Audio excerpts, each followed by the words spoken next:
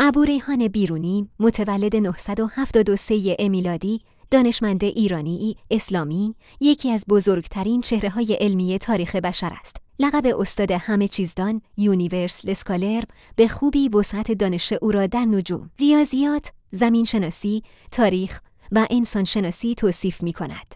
در این ویدیو با زندگی، روش علمی و شاهکار او کتاب التفهیم آشنا می‌شویم. کتابی که قرنها پیش از عصر روشنگری اروپا علم را به زبان ساده به مردم آموخت.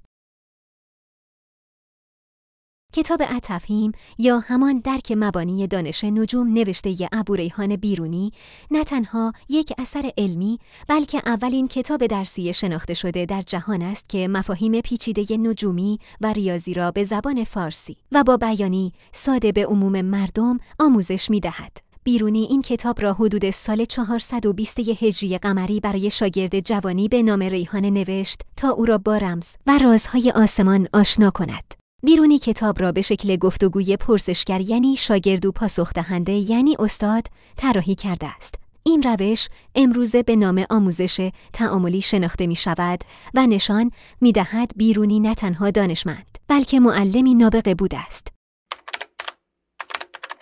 پرسش: زمین چه شکلی است؟ پاسخ بیرونی: زمانی که کشتی از افق دور می شود، ابتدا بدن و سپس دکل آن ناپدید می گردد.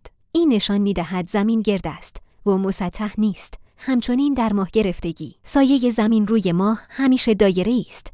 حتی اگر از زوایای مختلف نگاه کنیم، تنها جسم سه‌بعدی که سایه‌اش همیشه دایره است، یک کره است. بیرونی از دو روش مشاهده تجربی در کشتی، در افق و استدلال هندسی در سایه در خسوف برای پاسخ به این سوال استفاده می کند. پرسش: چرا روز با شب اتفاق می افتد؟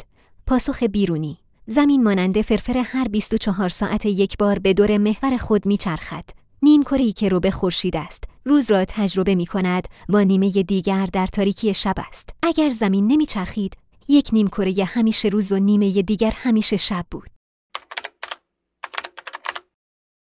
پرسش: چرا فصلها تغییر می کند؟ پاسخ بیرونی: محور زمین حدود 23.5 درجه کج است. وقتی زمین به دور خورشید میچرخد، گاهی نیمکره شمالی به سمت خورشید متمایل می شود و نور به آن مستقیم میتابد که باعث تابستان شمال می شود و گاهی نیمکره جنوبی به سمت خورشید متمایل می شود و نور به آن مستقیم میتابد که باعث تابستان جنوب می شود. این کجی محور عامل تغییر فصل ها است.